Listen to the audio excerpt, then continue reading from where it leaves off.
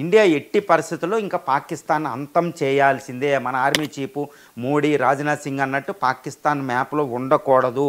ఎప్పుడు అదే 6వ యుద్ధం జరగబోయేది, 6వ యుద్ధం. ఇది అనివార్యం. నా ఎక్స్పెక్టేషన్ చెప్తున్నా, భారత పాకుల మధ్య ఇంకో యుద్ధం అనివార్యం. ఇట్ ఈస్ కమింగ్ సూన్, త్వరలోనే. ఈ యుద్ధం అనేది, 6వ యుద్ధం అనేది ఆఖరి యుద్ధం అవ్వాలి. పాకిస్తాన్ అంతం అవ్వాలి. భారత అస్తిత్వానికి తిరుగులేని ఇటు చైనా, అమెరికాలతో పోటీపడి ప్రపంచంలో మన ఉనికిని చాటుకుంటే ఇటు పాకిస్తాన్ లేనప్పుడే చాటుకోగలుగుతాం. ఎంజీరావు గారు, భారత్ పాకిస్తాన్ ఈ రెండు దేశాలు కూడా అణ్వస్త్ర దేశాలు.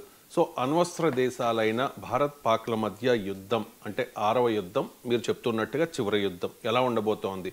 అండ్ ఈ సమయంలో పాకిస్తాన్ అణ్వస్త్ర దేశం కాబట్టి భారత్ వార్ స్ట్రాటజీ ఎలా ఉండబోతోంది, ఎలా ఉండాలి? ఎస్ అండి, ఇప్పుడు భారత పాక్ల మధ్య యుద్ధం అంటూ జరిగితే అది 6వ యుద్ధం అవుతుంది.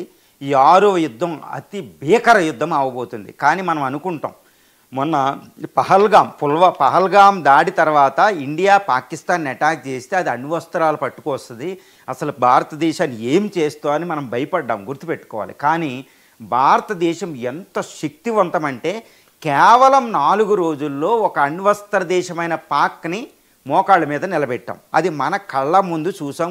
కేవలం కొన్ని నెలల ముందు మాత్రమే, కొన్ని నెలలే అయ్యింది చూసారు. అది భారత యొక్క శక్తి.